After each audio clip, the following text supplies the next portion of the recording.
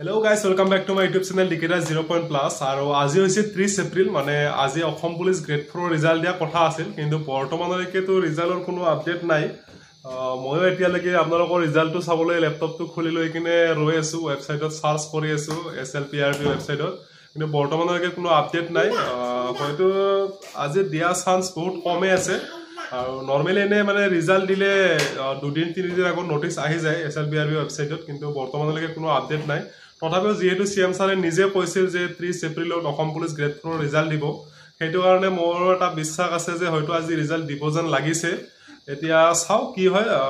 আপোনালোকে 7টা বজালৈকে ওয়েট কৰি দিওক সন্ধিয়া 7টা বজাৰ ভিতৰত যদি ৰিজাল্ট নাহে তেতিয়া হলে কনফাৰ্ম হৈ যাব যে আজি ৰিজাল্ট নাহে আৰু কেনেবাকে যে আজি ৰিজাল্ট নাহে তেতিয়া হলে আৰু ইলেকশনৰ আগলৈকে ৰিজাল্ট আহা চান্স কমে আছে তেতিয়া হলে 11 মেৰ পিছতহে আপোনালোকে ৰিজাল্ট পোৱাৰ চান্স আছে আৰু যদিহে আজি 7টা বজাৰ আগতে ৰিজাল্ট আহে তেতিয়া হলে আজি ৰিজাল্ট গমে পাই যাব আৰু মই বিচাৰো যে আজি ৰিজাল্ট দিওক সবে যেহেতু আশা কৰি আছে আৰু বহুতে কমেন্ট কৰি আছে এতিয়াও কমেন্ট কৰি আছে যে স্যাৰ আজি ৰিজাল্ট দিবনে নিদিয়ে বহুতৰ মনতে ডাউট আছে সেই সেম ডাউটটো মোৰ মনতো আছে আপোনালোকে যদিও আপোনালোকে এক্সাম দিছে বা ভাইভা দিছে তাতকৈ এক্সাইটেড মই হৈ আছো যে ৰিজাল্টটো কেতিয়া আহে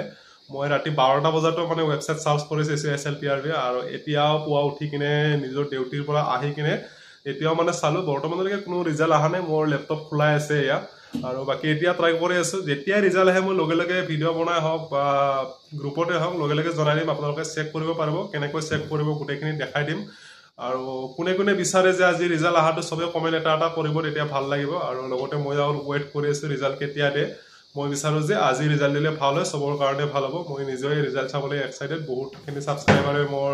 অসম পুলিচ গ্ৰেড 4 এক্সাম দিছে আৰু যেহেতু মই অসম পুলিচ গ্ৰেড 4 এক্সাম বনাই ইউটিউব চেনেলটো গ্ৰো কৰিছো আৰু যিয়ে নহওক এনেকৈ আপোনালোকে যেনেকৈ সাপোৰ্ট কৰি আছে এনেকৈ সাপোৰ্ট কৰক বাকি সবে যদি ইনফৰমেশনটো ভাল লাগিল সাবস্ক্ৰাইব কৰি দিব লাইক এটা কৰি দিব আৰু ভিডিওটো শেয়াৰ কৰি দিব আৰু ৰিজাল্ট আহাটো কোনে বিচাৰে সবে এটা কমেন্ট কৰিব ধন্যবাদ